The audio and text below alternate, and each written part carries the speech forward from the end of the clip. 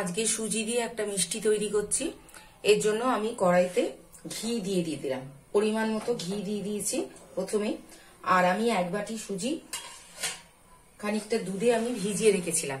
এই ঘিয়ের উপরে এবার সুজিটাকে দিয়ে দেবো, ভেজানো সুজিটাকে দিয়ে দেবো।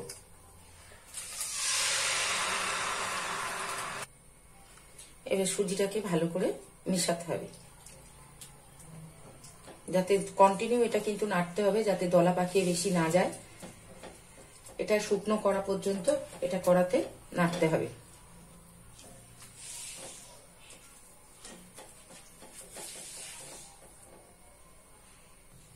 হয়ে গেছে, সুজিটা এবার আমি নামিয়ে নেবো। গ্যাসটা অফ করে দেবো, সুজিটা এবার আমি নামিয়ে নেবো।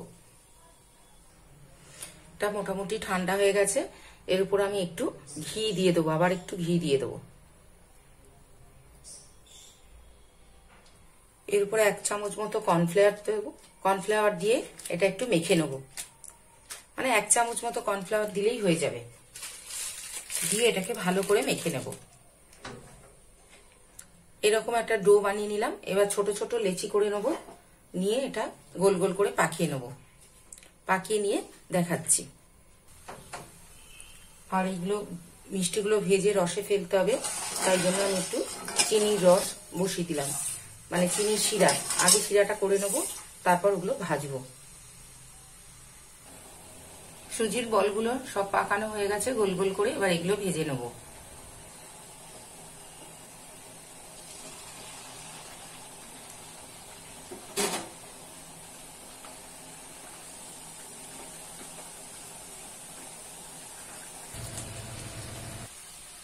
লাল লাল করে ভাজা হয়ে গেছে।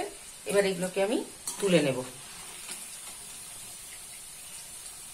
পুরো দেখতে একদম ছানার পান্তুয়ার মতো হয়েছে, কিন্তু একটু দুধ আর সুজি দিয়ে আর একটু ঘি দিয়ে এটা তৈরি করে নেওয়া যায়। এবার এটাকে একটু ঠান্ডা করে রসে ফেলে দেব।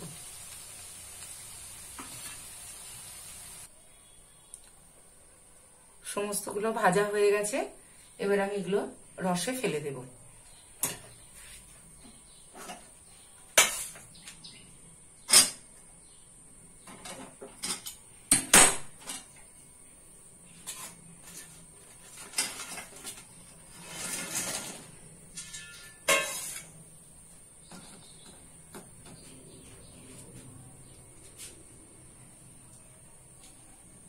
এর মধ্যে রস ডুবলে তারপর পরিবেশন করব।